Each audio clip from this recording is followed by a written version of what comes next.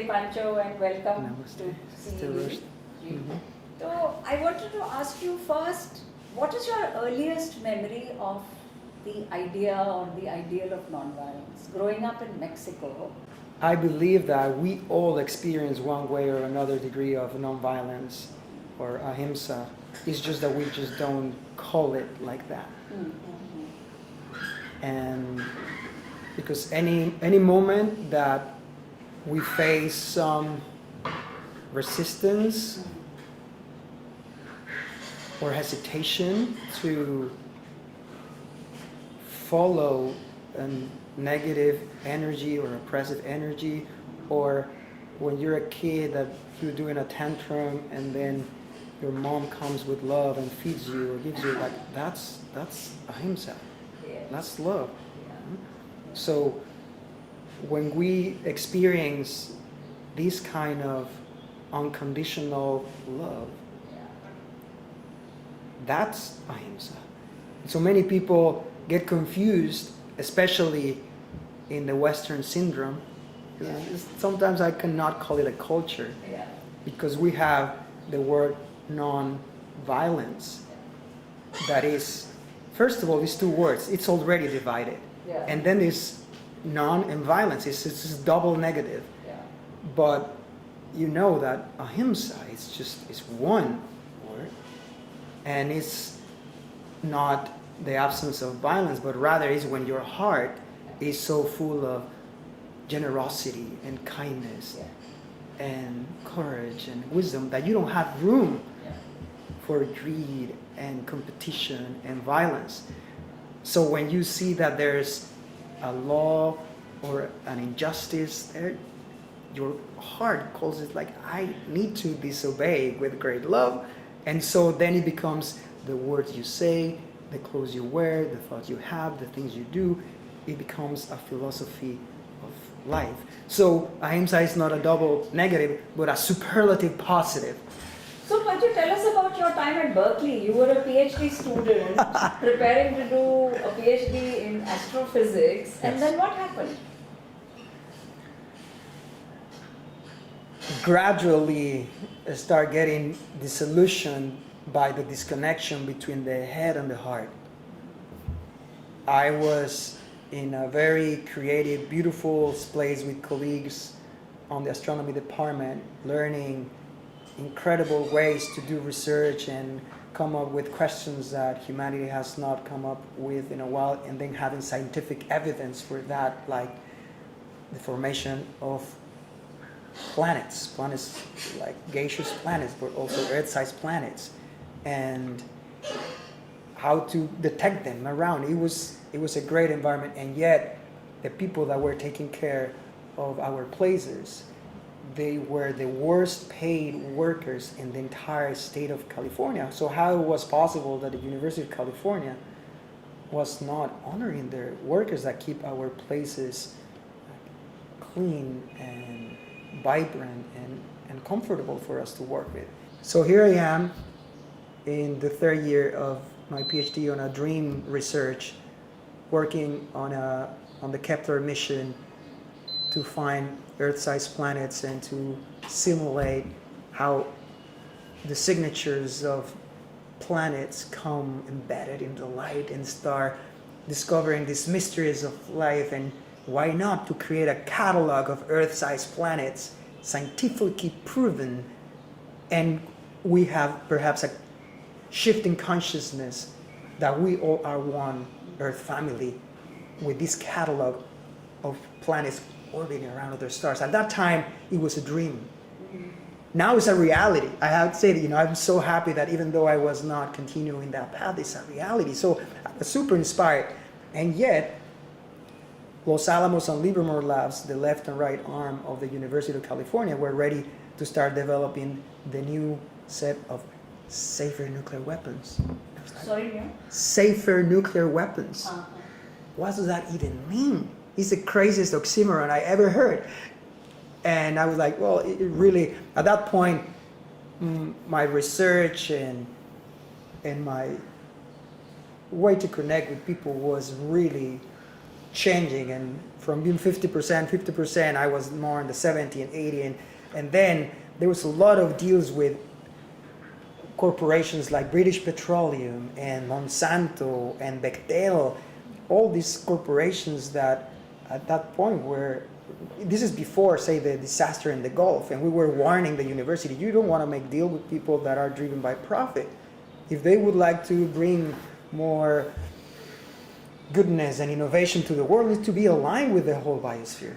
So when this was announced, I was like, you know what, I don't want to participate in this. It doesn't matter that I need 1 year to get my PhD or 1 second. I don't want to receive a title from an irresponsible institution that is putting and risk the survival. Forget about humanity, the whole biosphere. And that took me to get more and more involved and learn more about Gandhi and Vinoba. And do you recall when you first heard about Gandhi? How old were you?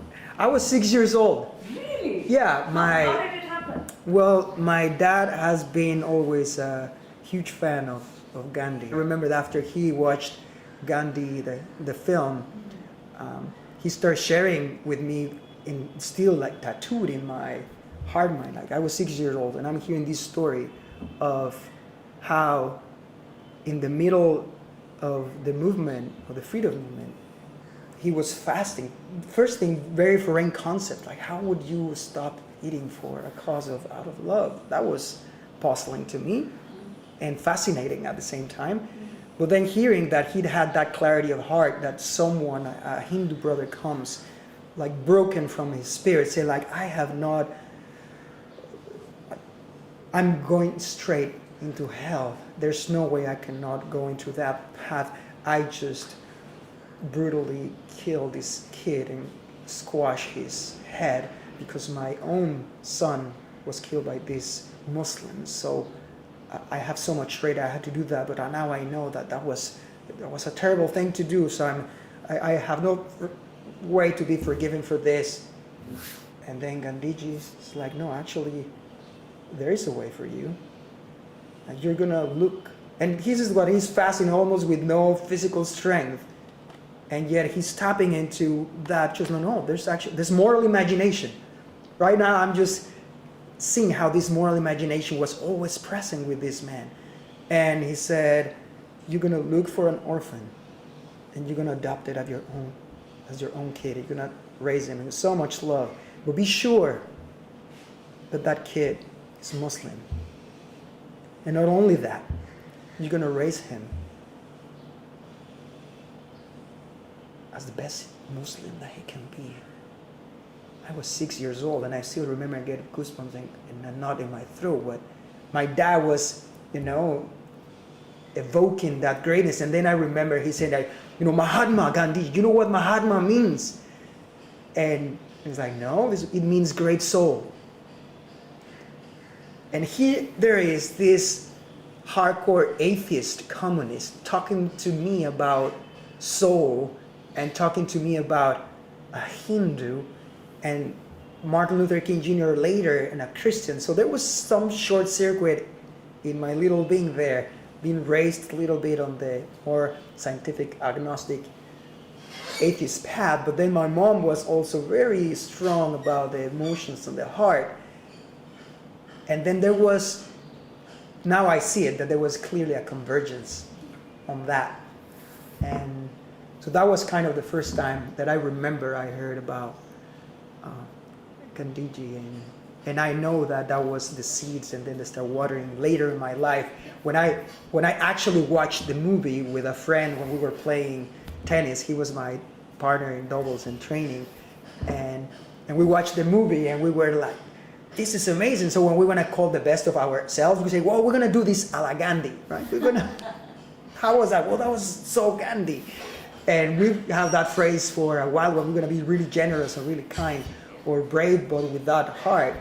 We played that. So that was later on my teens. And then heard nothing about him until grad school, when these students were fasting to say, we don't want nuclear weapons in our university. So how do we bring attention to this? So we're going to fast for 9 days and bring this to the region. So that was a long time, but then it was like recognizing, oh, this is what it's all about.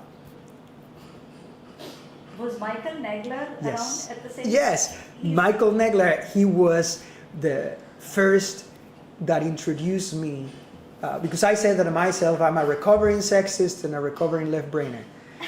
So Michael is remarkable at explaining and finding the logic. So for a scientist to hear the logic of the law of love, of the law of Ahimsa and Satyagraha is fascinating. Because then you start putting the dots together, like, oh, that's what he was talking about. And then it makes so much sense. Like for me, I was like, Michael, like I'm joining this hunger strike. And he's like, oh, well, you need to remember that Gandhi was very methodical, has these points. Like he had this escalation curve of conflict. Yeah. And I still remember as it was yesterday, and Michael said, like, you start trying to approach the other person and have a conversation and a dialogue. If that doesn't work, you escalate and do some nonviolent civil disobedience, some satyagraha, and if that doesn't work, you keep escalating, and the very last thing that you do is a hunger strike. In a hunger strike, you have to have 4 characteristics for that. First, you need to be prepared spiritually, physically, and emotionally, psychologically to do that. Not anyone can do that. 2, you cannot offer a hunger strike to anyone. It needs to be offered to a lover, to someone that cares about you. So it has more power and ground. 3, it needs to be something doable. And 4, it needs to be aligned with your way of life. You cannot ask for crazy, self-centered stuff or more violence. And so that was like, okay. So I guess I'm joining this not as a hunger strike, but more as a purifying fast. And then I started reading his book. When first I read Gandhi the Man. I don't know if you're familiar with that book with Ignat Ishran. He was the student of, Michael was a student of Ignat Ishran. And fascinating too. And start reading, remembering how when Ignat Ishran met Gandhi for the first time in Sevagram, and he saw that he went into prayer, and then coming out of that with so much vibrancy and energy and presence, and being drawn by that place by seeing like, how is it that this man that is fasting and they're across the motherland, and I'm here in Kerala and I'm not feeling hungry, I cannot eat knowing that he is fasting. I need to know the power of this man. So he goes, Ignat Ishran goes and meets Gandhi and sees this and comes out of this prayer and this meditation, and he's like, I know where the power comes from. It comes from prayer and meditation and silence. So that was powerful to start reading Gandhi the Man, and then Michael's book, The Search for a Nonviolent Future, with, again, a lot of examples on how nonviolence has worked and adapting to this day and age. And now I say it is it's not a search for a nonviolent future, but it's living the nonviolent present, no? Yeah. And that's what you're doing here, Rajni. So it was a huge lesson. And also Michael was able to be recorded in his introduction to nonviolent courses. So I watched I was not formally his student, but I was. I was having these conversations and having real-time satyagraha there with protecting trees during the Berkeley tree seed and other places. So it was a great way. So tell us about the Occupy Oakland. What did that protest mean for you? Very briefly, because then I want to ask you about the famous photo of you from. Yeah. What was Occupy Oakland about? Well, the Occupy movement was a whole energy that was capturing the hearts and minds of people, saying that it started in New York City with the phrase Occupy Wall Street, meaning that how is it possible that 1% of the population or less are hoarding and walling all this financial and monetary wealth when 99% of us, the rest of us, are not. So first of all, we need to be the 99% facilitating the healing of the 100%, and what are new ways which we could be relating with each other. And so it started in New York, in the Zuccotti Plaza, and then start branching to Oakland and LA and Colorado and San Diego, and everywhere there would start happening camps. And at least in Oakland, what we were bringing up is the people that were having no, say, homes or houses living under the bridges.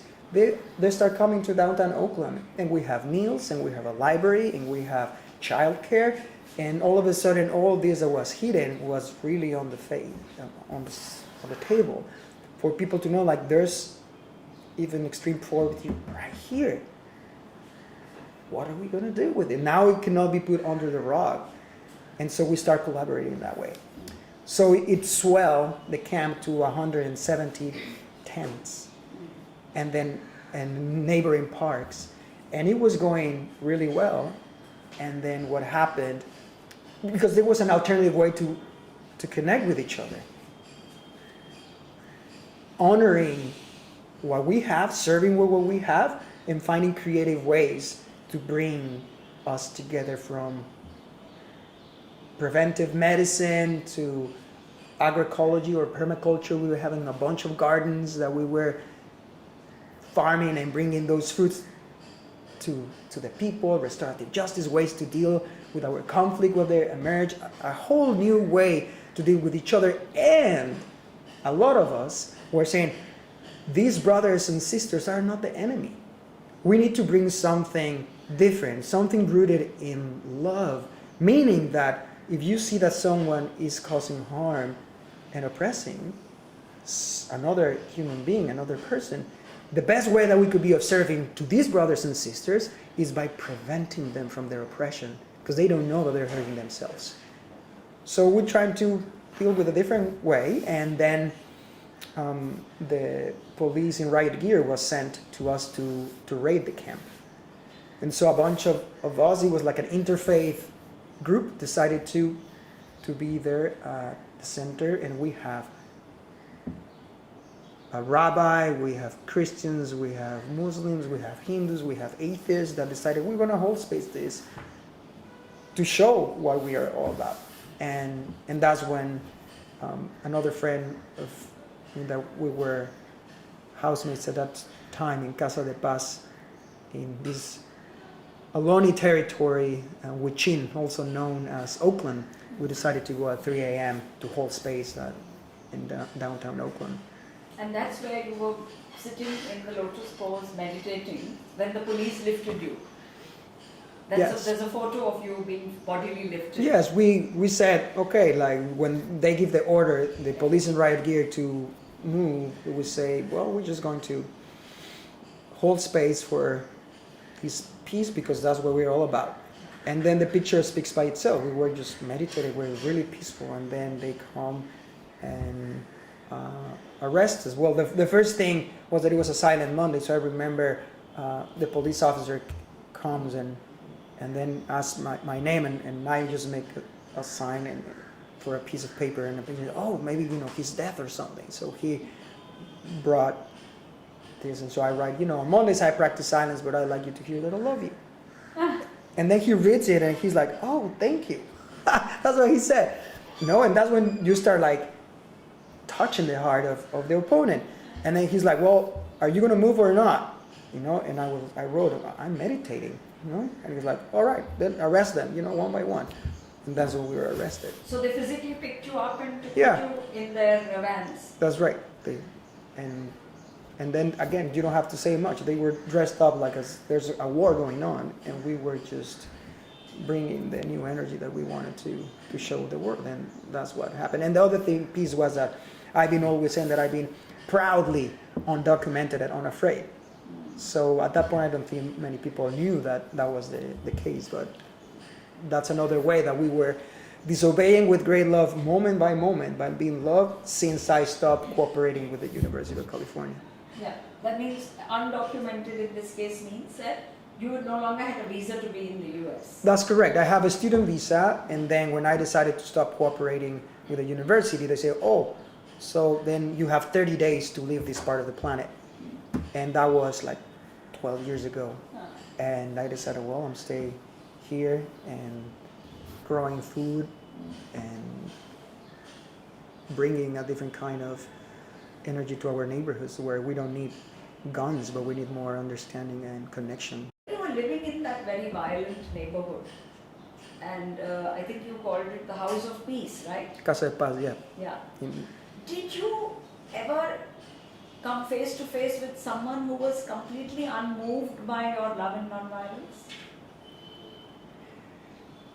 Completely unmoved, perhaps, is kind of a snapshot, Okay. right? Okay. They see these crazy people that are picking up trash every day, or they're walking from the subway to their home here kind of often, or riding bikes with a big earth flag. And they start getting to you, so at the very first weeks and months, they were puzzled. And there were some people involved with gangs that were like, what are these guys all about? But first of all, we didn't have much material, that appeals to them.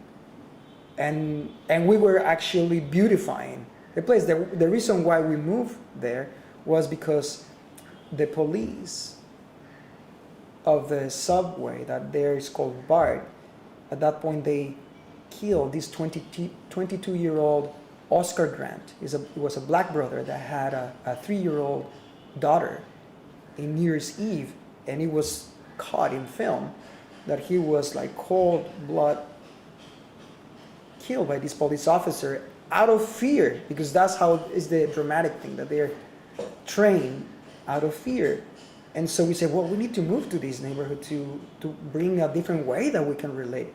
So when there's tension and there's conflict, there's definitely a different way that we can relate with each other. So when we moved, because of that, there was also a 14-year-old that was shot on a park. And then in retaliation, the rivalry gang shot and killed another 14-year-old. So we want to say, well, how do we change this? This is, instead of us coming together, we're just killing each other. So at the beginning, it's all these mirror neurons that you were saying, right? That if they see you and they come perhaps with doubt and violence and skepticism, but then you are grounded in your inner true essence, as you were saying, that's our true essence, to be going deeper into love, deeper into joy, deeper into compassion, deeper into wisdom. And that's like gravity. That's our natural state. If we get rid of all the news and all this nonsense, our true nature is that. So if we train our heart minds to be more and more in that state, then when you have one of those encounters and they come with this violence, then you, instead of, you get hit with these mirror neurons, say, of skepticism and violence. But then you, instead of reacting with more of that and amplifying it, you say like, no, that's not our true essence. And you respond back with love and listening and understanding. And so there's a short circuit in the other person. And then you remind, I do a lot of the reminding. It's like, brother, listen, I love you and you don't need to be doing this. And they're like, and in that moment when they're feeling love, genuine love, and they're feeling these aggressions, they don't know what to do. And then that's when they're, what you were talking about, Roshni, that they get disarmed by this. And so that was my experience. And of course, Vinoba was very clear, and that's what I learned by living in Oakland. Because, you call that this violent neighborhood, but I would say that sometimes we're not aware of the tremendous violence that we're surrounded with, and also by the tremendous love that is everywhere. So while we have, yes, some physical poverty and some even physical violence there, the wealth, the cultural wealth there, tremendous. In just a few months and years, we were able to build a beautiful community from people from the part of the planet we call China and Vietnam and Mexico and Honduras and Guatemala and the US, bringing together food to share with each other. So when there was gunshots, perhaps everybody was afraid, and then later there was the moms and the grandmas with the strollers coming with their kids there. So in order to create peace, like Shanti Sena, my purpose was to create a peace army in this neighborhood. Vinoba was very clear. You first need to have a Seva Sena, an army of service, because then when people know you there and you have break some fights already, but then you're cleaning and you're serving there, then when you just show up, you don't have to say much. You say, oh, this is the crazy people that are always smiling and they're always bringing positive energy and taking care of our kids. So it's an automatic kind of, and then they start protecting you. And so that was kind of an experiment to see that if it can be done in neighborhoods like this, it can be done anywhere. You have said that meditation is the DNA of kindness. Yeah, the kindness revolution, 100%, yeah. Yeah. So, but can somebody who doesn't meditate also be capable of kindness? Yeah, oh yeah, 100%. But I call it different ways of getting to that state. And some people call it meditation, some people call it silent prayer, some people call it contemplation. Yesterday, when we were in this retreat of leading with inner transformation, there was a sister that she said that she gets a lot of that calmness and quiet in the mind by being in nature. So anything that resembles that state of calmness, that transcending the mind, that knowing that our stories that we might create and fabricate here might not be real, when we connect with our heart physically, when we're aware how our heart is beating, when we are aware how we're breathing the same air that connects us, that maybe many of the molecules that were breathed by Gandhi or Jesus or Dolores Huerta, they're shared by the whole biosphere, that in a very concrete way is connecting us. So when we are aware of that, then of course anyone can tap into, I call it the blueprint of humanity. And then we have, this picture that is our collective agreement that we all belong. Yeah. So when we're able to tap into that energy, you don't have to say much, and anyone can tap into that state of mindness. And it's the inner service, right? Some people said, I don't know who I heard it first from Nipun, that meditation is inner service and service is outer meditation. How do we be kind to ourselves? How do we be generous to ourselves? In Oakland, in these neighborhoods, sometimes we were invited to these public schools.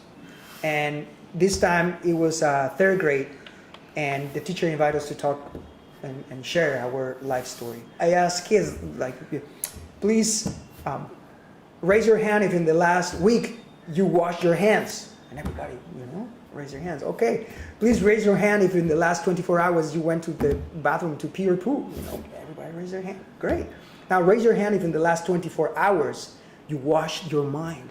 And they're like, sometimes they do, sometimes they don't. And I said, imagine if you were for a month without going to the bathroom, or for a month taking a bath. That's what happened to our minds. So we need to have a way to wash our minds.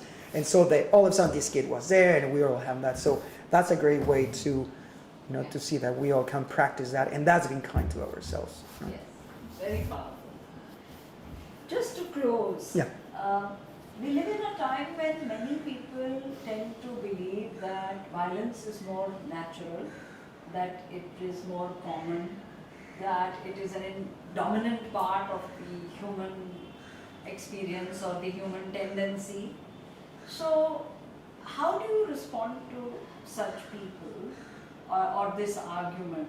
Well, first of all, again, Gandhi was very clear that he could make a satyagrahi out of a violent person than out of a coward, of an apathetic person. So that's the raw energy that actually we need. We need to harvest that energy, and that could be the spark that creates a contained fire that maybe later at a 1,000-degree oven can melt a gun and convert that gun into a shovel. So we need that raw energy. Now, I say to people, don't believe it because I said so. And actually, it really doesn't matter. It doesn't matter if I believe or not in gravity. If I go to the roof of this building and walk off, I'm going to fall. It doesn't matter if I'm a Newtonist or not, I'm going to fall. In the same way, it doesn't matter that I believe that violence will create a better harmonious community, because if I practice it and I have this hatred, this state of mind in my being, it will eat up my spirit.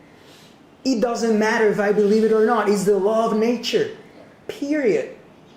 It doesn't matter if I believe that love could be loosey-goosey, or because that's not the kind of love that we're talking about. We're talking about powerful love. So it doesn't matter if I believe that love will create a bond, long, lasting, resilient relationship. It's just how the world works and how we've been passed through generation to generation with the love of our ancestors and our moms and grandmas and grandparents. And we're here because of that. So we need to find ways to harness that energy that is really important, and then create a long term in seeing what is the legacy that we're putting, and then experiencing our own selves, what works and what not. And don't do it because that doesn't make me a Gandhian, that in the same or a Buddhist or a Christian. Like, no, it's just the law of nature and the law of the universe. That's how it works. And people might argue that if you look at the wild, that's how it works, but it's a very different way in which we humans tap into this collective consciousness, and that we inspire other people, and then let that flow of the universal love flow through us and say, we want to be radical love, and we need new ways to relate with each other, and being that change moment by moment, connecting this bridge between the head and the heart, between each other, and between nature. We say that we're trying to address this spiritual crisis, social crisis, and planetary crisis through saying that we are all one Earth family. Can we treat each other as brothers and sisters? Thank you so much. Very what welcome. are your immediate plans, say, for the next 40 years or so? I have no idea. To come here and to see the Bapu 150 there, the Jai Jagat 2020, it's beautiful, because that's what we need, this Jai Jagat, this glory to the planet. And so in any way that I could be of service and connecting with people that have done incredible work and telling stories, we need to amplify those more. So I'd be happy to be another element to be used in this flow of our collective awakening, our collective healing, and find creative ways to have a more beautiful world that our heart minds know is possible. Thank you. Namaskar. Thank you. Namaskar. Thank you. Bless you.